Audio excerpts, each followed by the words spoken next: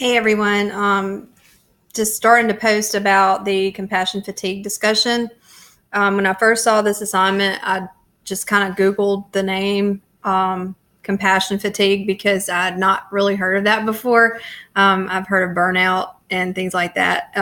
So compassion fatigue is pretty common among healthcare workers and especially, firefighters, emergency responders, anybody who experiences negative things or traumatic events on a daily basis, and also just depressing things, you're in your environment, and helping people try to manage those and work through the problems that are associated with the negativity of those situations. So basically what happens is if you have secondary trauma and compassion fatigue, you can have feelings of restlessness, anxiety.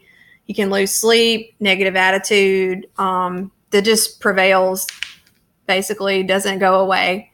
Also, constant stress, sleeplessness. I think I mentioned restlessness, nightmares, decrease in experiences of pleasure. And I just Googled this information. And basically what I came across was a scale that you can do as a healthcare professional or a social worker, and it's called Professional Quality of Life Scale. And acronym for that is ProQual. If you Google that, it will take you to a scale. It's like a 30-item questionnaire that you can complete based on your experience. And when I did my own, it did mention traumatic stress, which I thought was interesting because that is an element that we were talking about. When I did it, I got a compassion total of 34, which is average, and I got a burnout of 27, which is average. It's not good, but it is average. And I got 15 on the traumatic stress scale, which is really low. Because of my work, I don't experience a lot of emergency-based type trauma. I'm sure it varies and differs among healthcare professionals.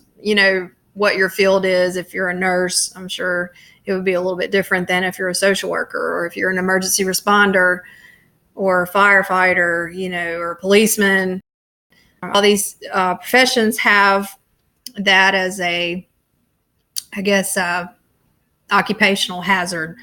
But I was happy to see that when I took the scale, it looked pretty average and okay. After being a social worker for 16, 17 years, I think that's pretty good. Would like to tell you some things that you could do to prevent that. Just the scale that I mentioned, just being self-aware, having someone to talk to, having a coworker or a friend to vent to, social support system. If you're a spiritual person, church, devotion. If you're an active athletic type person, exercise, just basically self-care, whatever it is that makes you feel okay at the end of the day, I would definitely recommend for prevention of traumatic, the stress that goes along with trauma, witnessing that every day, and then also compassion fatigue. So I hope these are some tips that you can take and use to benefit yourself and your profession and helping others, because it is a good thing to help other people. It's just sometimes a little stressful. So thank you.